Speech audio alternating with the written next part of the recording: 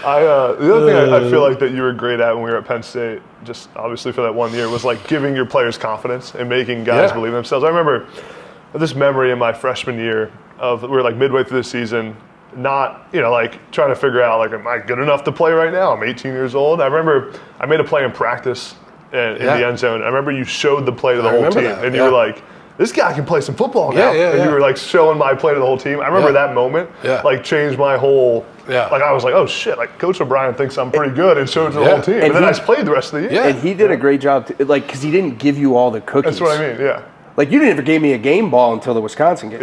I got a big announcement. I just released my brand new resource for anyone trying to get recruited to play college football. Whether you're a player, the coach of a player, a parent of a player, this resource will help you learn everything you need to know to dominate the college football recruiting process. It's called the Get Coaches to Call Game Plan, and inside I'll reveal the secrets that top recruits use to make dynamic highlight videos and get in touch with coaches, and I'll give you a step-by-step guide for how to get coaches to notice you and reach out to you. The best part is that it's totally free. All I need is your name and your email. Check the link in the show notes. Now let's get back to the podcast.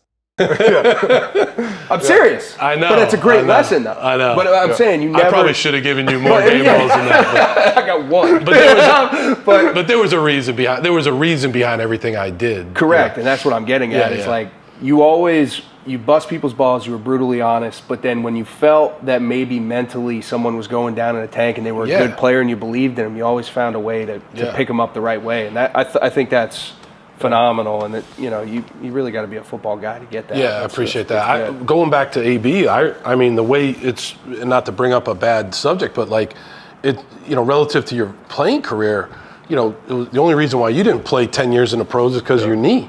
Because I remember watching you move and your movement skills when you first came to Penn State. I'm like, this guy's going to be All-American. This guy's going to have 80 catches a year. Remember, we had some good tight ends.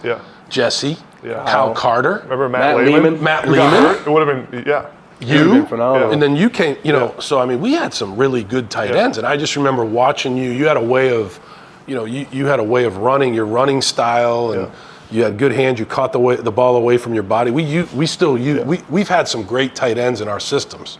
You guys, we had Gronk. We had in Houston, I had Daniel Fells, and I've had some really good tight ends. And you probably don't even know this, but we still have all those clips, and we show it to these guys, because we have some good tight ends here. But I have a memory of that play that you talked about. I remember too during that season, not playing the first half of the year very much, and then I was frustrated my freshman year because I wanted to play more and I wanted to play. But like you said, we had great tight ends. I remember texting you during that year and saying, "Hey, coach, like, can I come talk to you about just the rest of the season?" And I remember I was expecting kind of like to schedule a meeting. I remember you saying come up and pull me out of whatever meeting I'm in. And I walk up and you were in some recruiting meeting, left right away, and we met for 30 minutes. And I always come back to that of how you dropped everything for some freshman tight end, and then we met and you were you're not practicing very well. You got to be better in practice to be able to trust you. And then it kind of changed. Then I started the rest of the year, my freshman year, and you threw me those touchdowns at the end of the season. And it was you gave those soliloquies. I gave the speeches. I always think about that though. If we won, it's a good lesson for that. I reminded myself you gotta show that you care, and the fact, if I wouldn't have maybe met with you at that time, that might have not happened. I might not have ended up starting the rest of the year. I'd play an F, and two, again, giving the opportunity to someone who needs the confidence, or here's how you can go do it. There's nothing. I tell these guys all the time too, and I hate to tell this to you guys, but I feel like I'm a lot better than I was then. You know what I mean? I've learned a lot of lessons. There's nothing more important than the players and the relationship with the coach. The recruiting's important. The weight room's very important. The facilities are important, but the relationship with especially during this time period of college football, it happened yesterday. There was a young man on our team who's coming back from cancer. Awesome kid named Bryce Steele. He texted me, "Hey, can I come up and see you? I just want to chat with you for a little bit."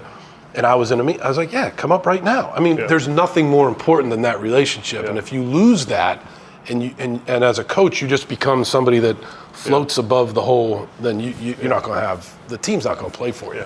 And so I think that's a big thing. I try to think about that a lot.